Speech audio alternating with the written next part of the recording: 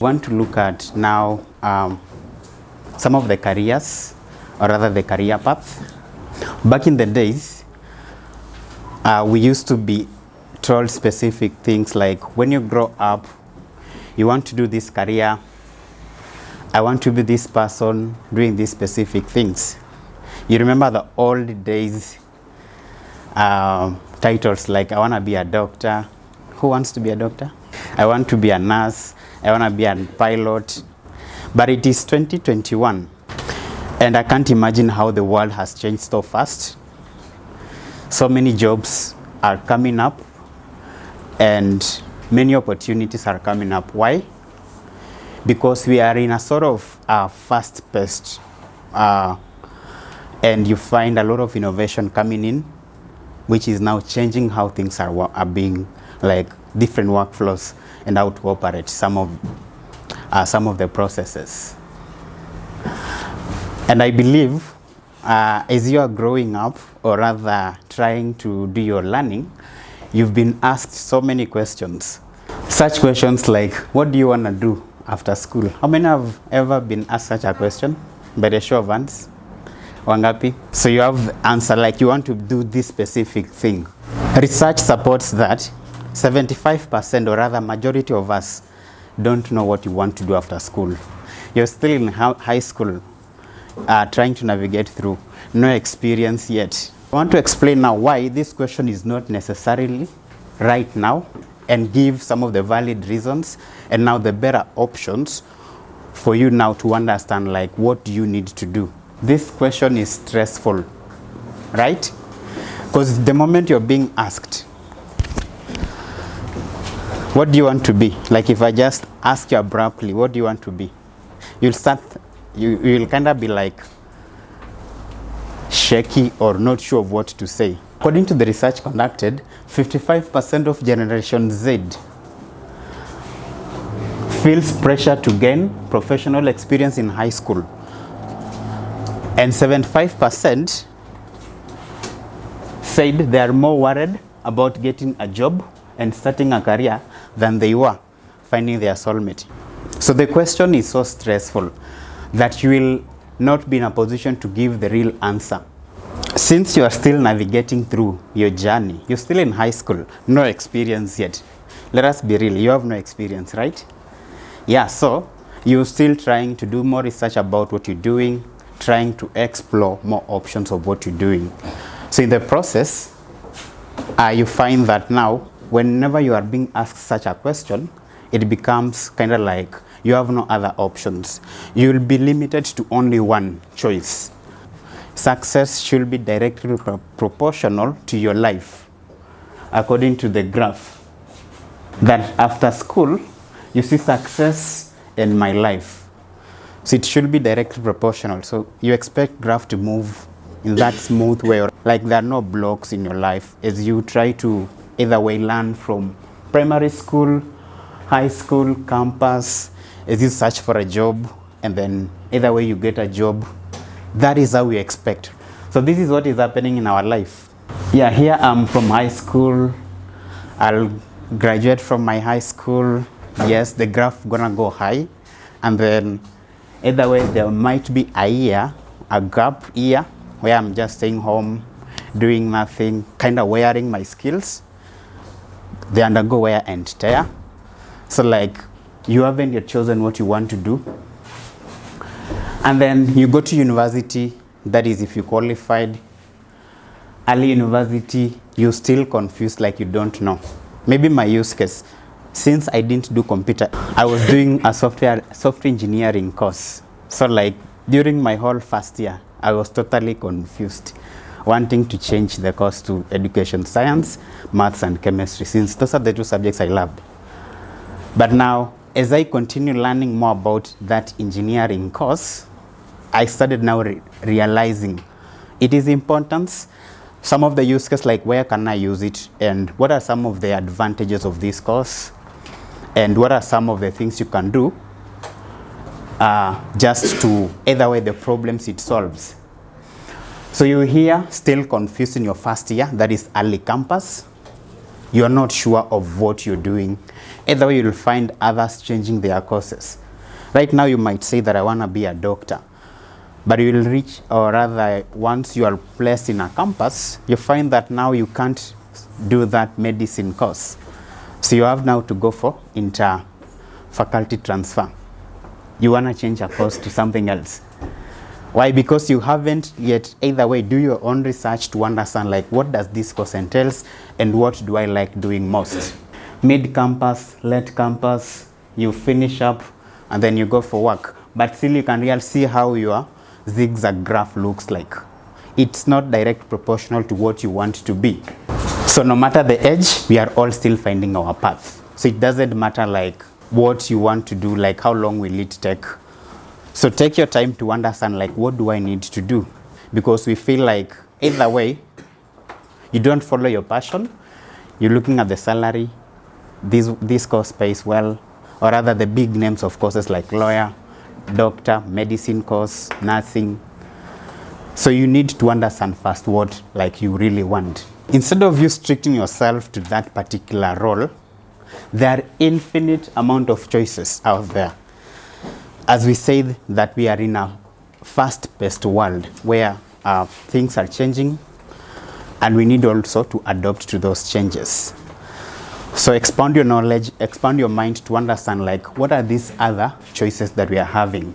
I'm talking of Generation Z, our current generation, which requires the current solutions for us to be able to solve them. The days of employment for life are over. You can always, actually with this career, more so technology related careers, you can always be your own boss, start up your own company, work anywhere. As long as you have your laptop and internet, you can always work anywhere. You don't need an employment anymore. Or rather, you won't have that employment for life. They say that choose a job that you love most so that you never struggle in life.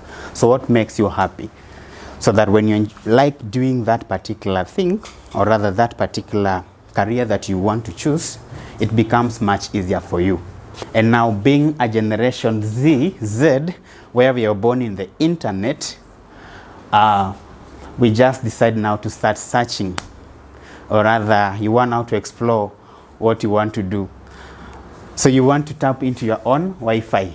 Why do you tap into your own Wi-Fi? Do you know Wi-Fi? What is it? Wireless fidelity, right? Because you are so much confused, freaking out, you decide now to start looking at how to find such questions. You just start asking yourself to understand like what is it that you want to do. Why are we tapping into our own Wi-Fi? You're trying to watch your interest anyway. Investigate your options. Like I said, there are so many other options out there that you can focus onto. Instead of restricting yourself to one, we have options there. You are still at tender age, yes. You have no experience yet. So you're trying to understand now, what best can I do? So investigate so many options so that now, by the time you're settling down to one path, you have already understood what does it entails, the ecosystem around that particular path. So always stay aware of your interest and even be persistent about it. Brag around it. There's one movement called I'm Remarkable. It supports women and underrepresented groups. And then follow your dreams and dream big, whatever they are. Never make a decision about your future based on pleasing others or how hard you think it is to reach your dream. There's someone who said that never give up on a dream just because of the time it will take to accomplish it. So as you keep dreaming, of course it takes time. Success doesn't just come like in a month or two or a year. So it takes time, right? As long as you be persistent, you be consistent, and you are determined of what you're doing, at the end you'll always see the fruits that will come out of it. Instead of now that question of what do you want to do after school, our final I will give you a response. Like now you tell this person, I am interested in, and I will see where it leads me. So that is now the response you can always give. Because you've done all your research, you've done some of the studies regarding that particular field that you want to focus on to, and now you are always confident about it and you're sure that is what you want to pursue. Then we have something called SWOT analysis. So what are your strengths? Identify your strengths in class. Are you good in mathematics? Are you good in chemistry or other sciences? So identify your strength generally. So what are you doing well? What sets you apart from the others? And what are your good qualities? And then W is for weaknesses. Of course, you have identified your strength. I'm good at humanities, I'm weak at mathematics. So what do I need to improve? It means I need to improve in maths. So which topics in maths are kind of hard for me, or rather giving me challenges? Is it loci? Is it linear inequality? Is it matrices? We have those topics, right? Yeah, so are they the ones that are kind of giving me a hard time to understand? Or are they, if it is in chemistry, is it mole concept from 3 work? And then when it comes to opportunities, how can you improve like your weaknesses? Tell opportunities, explain more about the weaknesses. How can you improve those weaknesses? Are you supposed to consult from the teacher related to that subject, or amongst yourself in class, just to find out why this particular concept is quite challenging for me? And then now T is for threats. What are the blockers you're facing? Is it external blockers or internal blockers? Yeah? So look at some of the things that are affecting you to not to either way pursue well in your career. Cybersecurity is a deep and wide arena with so many options to consider. It's a deep and wide arena. That is very true. Cybersecurity is very young. The rise of cybersecurity imekuja hapa in the 2000s. We look at the different fields in cybersecurity. So as we have said, cybersecurity will enable an organization to achieve profitability. Network security. For me and you to communicate, there is a network connectivity. So data can be intercepted while it's being transmitted. Information security and cryptography. This is ensuring our information is confidential. The right person accesses this information, does not fall onto unauthorized access. Information security focuses more on data. We have forensic science. Yetu tunaita digital forensics. Okay? Digital forensic, investigating cyber attacks. Not only cyber attacks, investigating any crime that has been done via a computing device. Security engineering, mostly developers. Kina nani? Developers. Our side is software engineers. Okay? They need to understand, to come up with secure applications. Wakati natengeneza application yangu ya kulon watu, I need to ensure what security features should be involved in my application. I have a good case study on how cybersecurity can be very technical and very non-technical. We hunt for people, for victims kwa WhatsApp groups. Alafu unapata unasema, account yangu imeibiwa, account yangu siwezi ingia Instagram. Sijui kuna video zangu zimeleak, sijui zilileak aje. So mtu anakutumia a spying app. So in your case, tuseme ni kutumia app, niwaambie kuna app ukiaccess unaweza pata exams za Muvuti yote. Okay? That is luring or baiting the victim. Tunakuambia kitu unataka kusikia. So there is evidence of one trying to show you that this application works. After you have installed the application, it can be able to send an SMS, it can be able to read your contacts, it can be able to write SMSs, it can be able to get tasks, it can be able to receive SMS, it can be able to check the phone state, can be able to read. Basically, kitu yote unaweza fanya na simu yako, kitu umefanya wakati umeinstall your application, anything that you can do with your phone, umenipatia ruhusa mimi nilikuwa nimekaa pale nyuma ya computer and I can do all that. There are some key indicators unaweza jua. Ukiangalia size ya application, you can be able to spot that easily. Unapataga prompt. Google Play inakupatiaga prompt. Okay? Nakwambia una install from unknown. Alafu you can scan. Kuna vitu za kuscan online. unaweza tumia antivirus. Okay? Kuna links za kuscan kujua kitu kama ni malicious ama si malicious. In mobile development, we learn how to develop Android applications. When you're using your phone, you normally use the Play Store to download applications like Instagram, Facebook, right? Or mobile games and things like that. So in Android development, the whole thing is just the process of developing that application and putting it on Play Store. When I'm demonstrating this, I like to use the analogy of a carpenter. Assume developing an Android application is the same as developing a table and you are a carpenter. What's the first thing you need? Measurements. What else? So apart from wood and tools, you will need that for sure. You need a workshop. That's number one. You need a place where you'll be putting these tools and where you will work from. This workshop is where all your tools are at. This workshop is what we use to develop. In development, we call it an IDE. An IDE is short form for Integrated Development Environment. An IDE is basically where all your tools will be, and in Android, we use Android Studio to teach it over here. So apart from the workshop, that is the IDE which you have, you will need tools. And these tools would include something like, you need designs, you would need, if you are developing the table, you would need wood, you would need nails and such, you need a saw, something like that. These tools now are all found in your workshop, that is in the IDE. And now after you have the tools and the workshop, what else? You need instructions. Instructions would be something like cut the woods in a square type of shape, and then you need to put the top part and the wood together and nail it down. You're understanding these instructions because I'm speaking in English.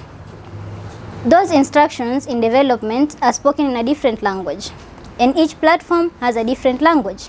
Web has PHP, there is JavaScript, there is jQuery, different languages. In Android, we have Java and Kotlin.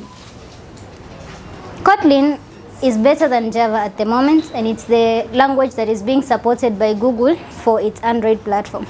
So after you've identified the workshop, that's the IDE, we have the tools, and you have the language. We said the language is Kotlin. Now you come up with an idea. What do you want to develop? Do you want to develop the next Instagram? Do you want to develop the next Facebook? You want to develop the next trading application? You want to develop an application just to see where your friends are at? That's an idea.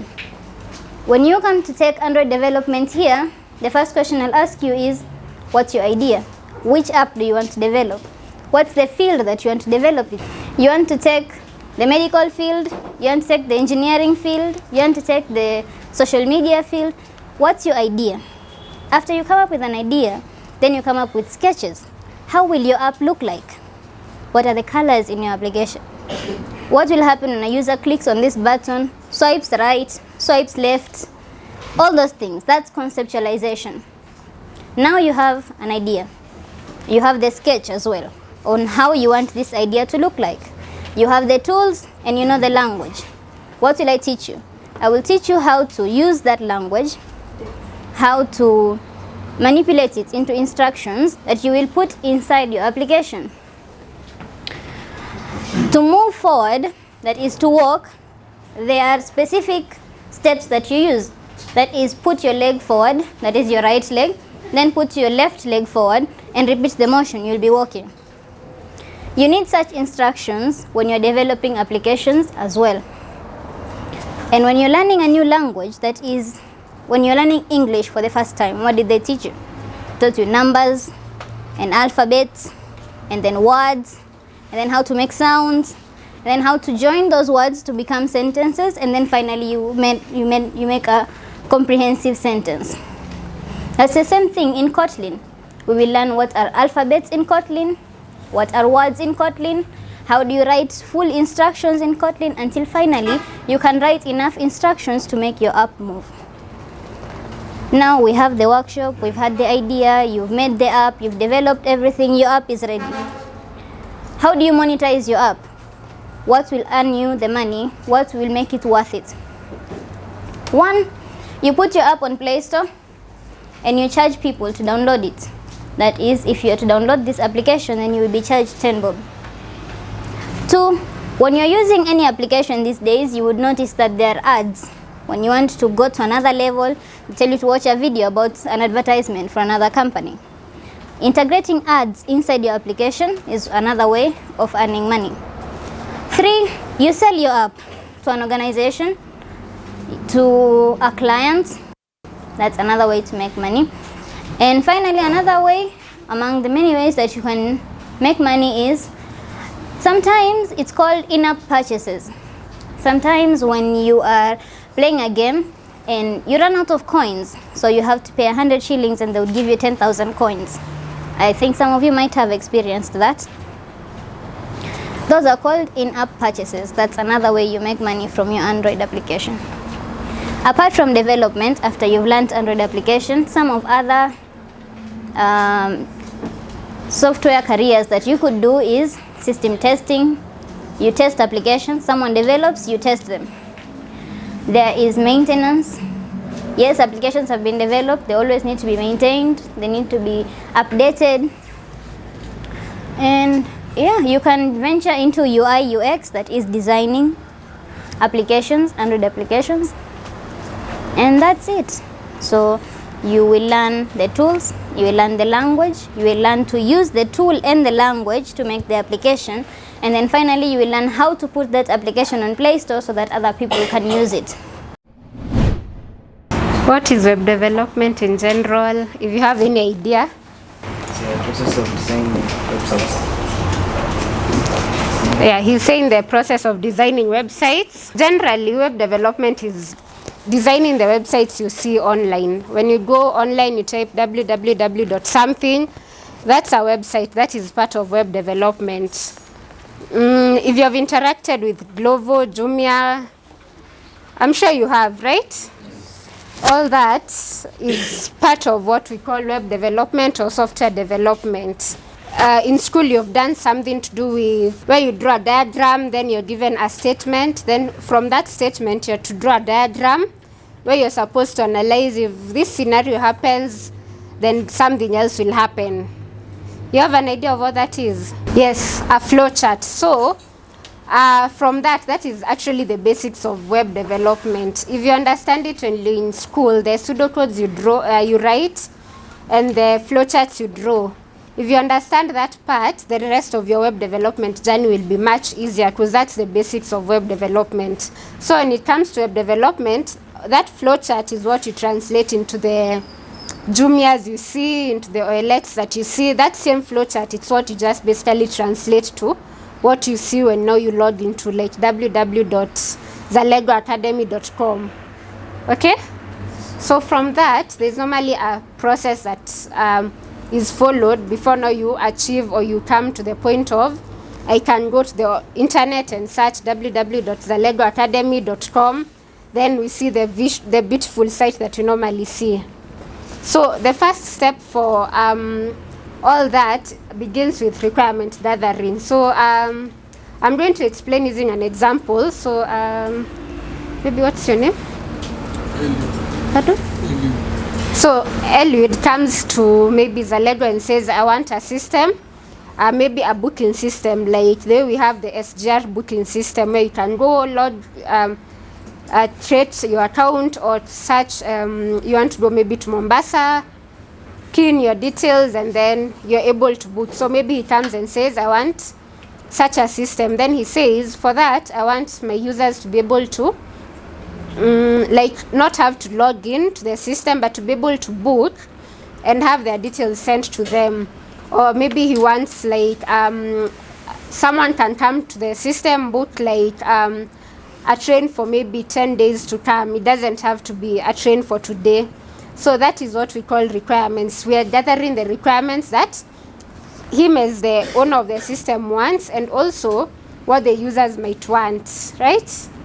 So after he comes and says, I want such a system, what happens next is the planning. So there's the analysis of all the requirements that he says he wants and what the users want also. So from that, after that analysis of the requirements, we come to the planning stage. So based on the requirements that we've gathered from Eliud, we come and say maybe this first phase of developing a part of that website will take maybe 2 months, another part will take 3 months.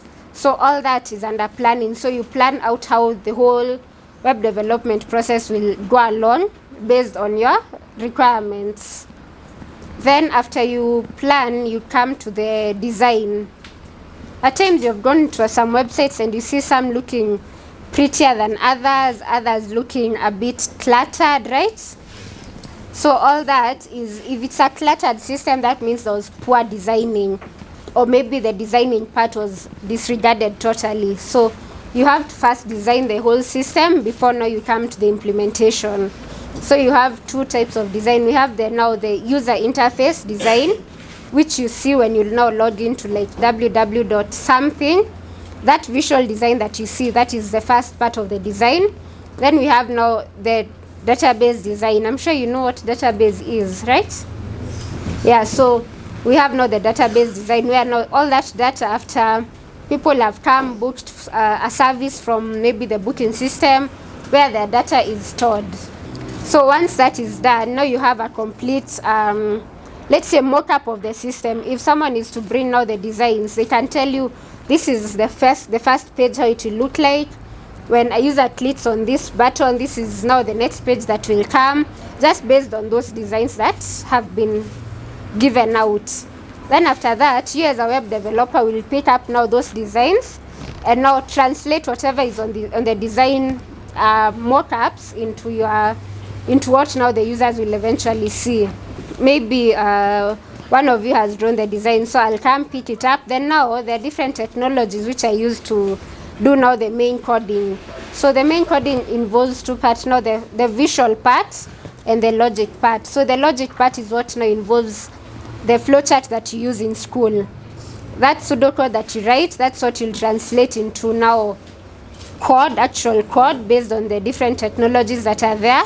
Then you output what is supposed to be seen by the users. So if I come and say maybe when I click on this button, if a user clicks on this red button, what should happen?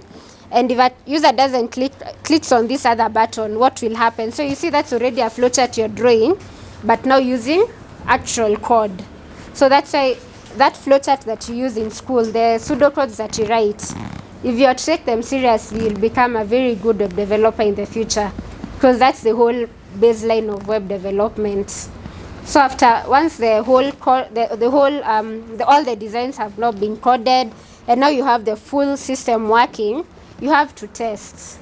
Now you test them based on the requirements that you gathered at the beginning of the whole web development process, and also ensuring that there are no bugs. At times you find that there are systems you can go to, at some point you end up getting an error while you're still conducting your process. So that's, the testing has to be done to ensure that there are no bugs over there. Then after that, once everything now is okay, the whole system is perfect, that's when now you as the user are able to now log into the Jumias, into the Zalego website. That's now the whole process that happens. Then the final stage is now the maintenance, what usually happens from regular basis. So at times you find, like M-Pesa will send you a message, we'll be conducting a maintenance today from 12 a.m. to 2 a.m. So that's still part of software development. They have to keep on maintaining the system so that the users don't ever find a bug or end up not using the system. I'd like to take you through some of the tools that we utilize in building these solutions. Okay, so I'll just like to ask you something general. Number one, you can answer for us. So, which is your favorite website? Amesema Betika. What is common in all these websites when you open it? www.something, sindio? But what happens when you load the page? Where that page came from actually came from another computer. For example, in Google, sindio? And that's what normally you hear people say is called a server. Okay, so that server stores files, okay? Files that have been written by either a coder, a programmer, or even somebody else, okay? And that file usually has the code that has specific format that has been written. For example, if you load YouTube, it will bring you a pretty page whereby you can see the nav bar on the left, a search bar there on top, Cindy, and then all the videos, Cindy. But somebody had to write some code so that you can display all that content. Okay, so that generally is what is contained in website development as front end.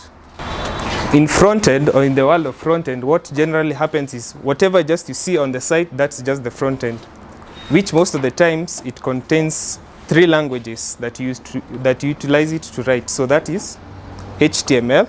The primary difference between HTML and CSS is, for example, say you as a person, as a human being, you are HTML, but CSS is now the clothing that you have, for example, now in your school.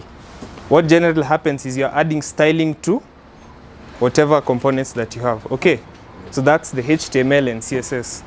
And then we have this other bit that brings interactivity to the site. Okay, so this is such as when you click a button, it behaves maybe like moving on, or contains an animation, changes color, flashes, things happen on the page. Okay, so that's JavaScript. Okay, so for front end, those are the primary components that contain in front end, which is HTML, CSS, and JavaScript.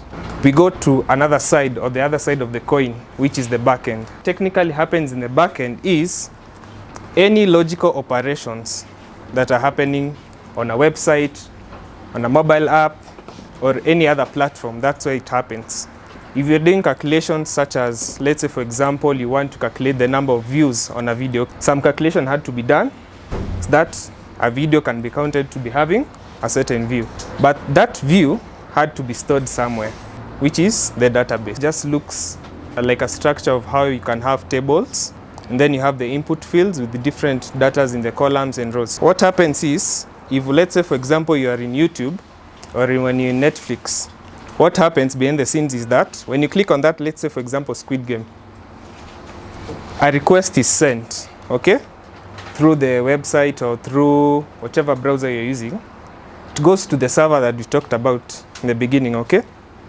Goes and looks in the database if Squid Game exists. And at that time, the server is still waiting for a response, whether for that Squid Game or that whichever movie we picked exists. If it exists, it will be brought back. That's a response. So as a developer, when you're working from the front end, the back end, and also on the database level, there are several factors that you must consider, because you're not just building a tool for yourself, you're building a tool for the users. But as we have seen at the same time, those tasks, for example, like opening a YouTube video, might cause the page to crash. So how do you handle that?